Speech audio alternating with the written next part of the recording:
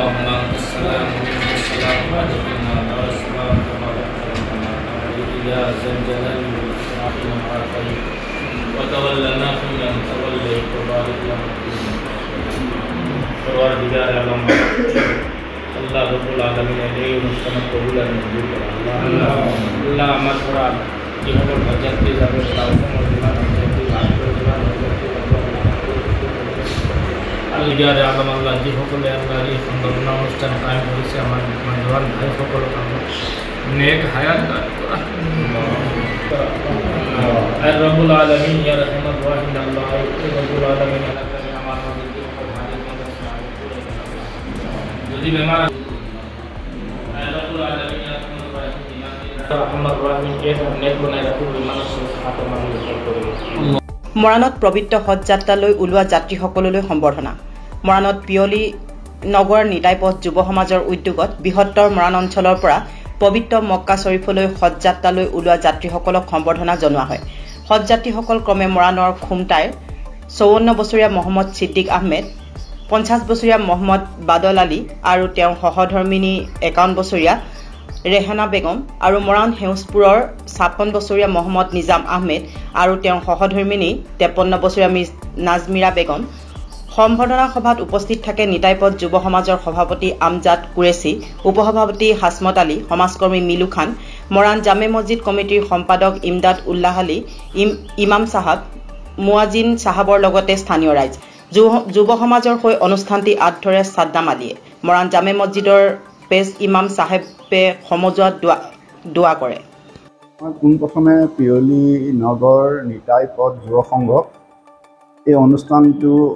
অনুষ্ঠিত কৰাৰ কাৰণে ধন্যবাদ জনাইছোঁ আৰু লগতে আমাৰ ইয়াত উপস্থিত যিসকল লোক উপস্থিত আছে তেওঁলোকৰ যথেষ্ট বহুমূলীয়া সময় খৰচ কৰি ইয়াত আছে তাৰ কাৰণে মই তেওঁলোকক ধন্যবাদ জনাইছোঁ আৰু মই সকলোকে অনুৰোধ কৰিছোঁ যাতে আমাৰ যি আমি হজৰ একিং কৰি ওলাই গৈছোঁ মক্কালৈ ওলাব লৈছোঁ তো এই তেওঁলোকেও যাতে আমাক দোৱা কৰে আমাৰ হজ সহজ আৰু আল্লাই কবুল কৰে আমি তাত গৈও মৰাণবাসী অসমবাসী ভাৰতবাসী সকলোৰে সুখ শান্তিৰ কাৰণে সমৃদ্ধিৰ কাৰণে আমি তাত আল্লাহৰ ওচৰত দোৱা কৰিম আল্লাহ ৰব্বুল আলামিনে আজি আমাৰ মৰাণৰ পৰা তিনিগৰাকী পুৰুষ দুগৰাকী মহিলা আল্লাহৰ কাৰণে ইচ্ছা প্ৰকাশ কৰিছে আৰু আল্লাহ তাআলাই আমি ভাবোঁ কবুল কৰিছে নিশ্চয় যাৰ কাৰণে সকলৰ সম্পূৰ্ণ প্ৰস্তুতি এতিয়ালৈকে হৈ গ'ল আল্লাহ তাআলাই আমি দোৱা কৰিছোঁ যে আল্লাহ তাআলাই সকলক সুস্থ শৰীৰে তাত গৈ যিমানখিনি কাম আছে কৰাই আমাৰ মাজত আকৌ হাজি বনাই পেলাই ঘূৰাই আনক চবকক আল্লাহ আৰু তেখেতসকলৰ ওচৰত মোৰ ফালৰ পৰা এটাই অনুৰোধ থাকে মোৰ মা ভনীসকলকো কৈছোঁ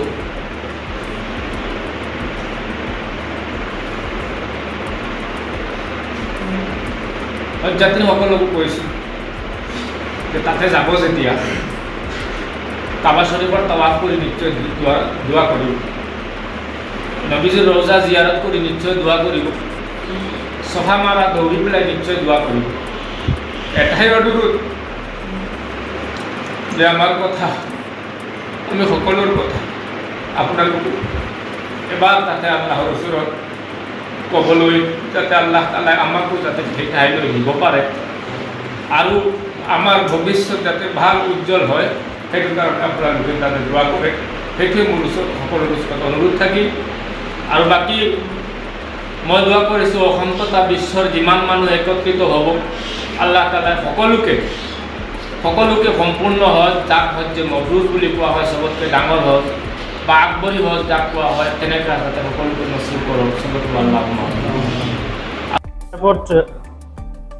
নিতাইপথ যুৱ সমাজৰ তৰফৰ পৰা বৃহত্তৰ মৰাণ অঞ্চলৰ পৰা পবিত্ৰ মক্কা শ্বৰীফলৈ হজ যাত্ৰাৰ বাবে ওলোৱা হজযাত্ৰীসকলক আজি মৰাণ পিয়লি নগৰৰ আমজাদ কুৰেশীৰ বাসভৱনত সম্বৰ্ধনা জনোৱা হয় আৰু হজ যাত্ৰীবৃন্দ ক্ৰমে নিজাম আহমেদ ডাঙৰীয়া আৰু তেওঁৰ পৰিয়াল লগতে সিদ্দিক আহমেদ ডাঙৰীয়া দেৱ আৰু তেওঁৰ পৰিয়াল আৰু বাদল আলী আৰু তেওঁৰ পৰিয়ালবৰ্গ গতিকে আমি সকলো হজযাত্ৰীলৈ এই অনুষ্ঠানৰ যোগেদি আমি শুভকামনা জনালোঁ। তেওঁলোকে এই পবিত্ৰ কামত ভালদৰে আগবাঢ়ি যাওক আৰু আমাৰ ফালৰ পৰা অশেষ শুভেচ্ছা জনালোঁ। ধন্যবাদ।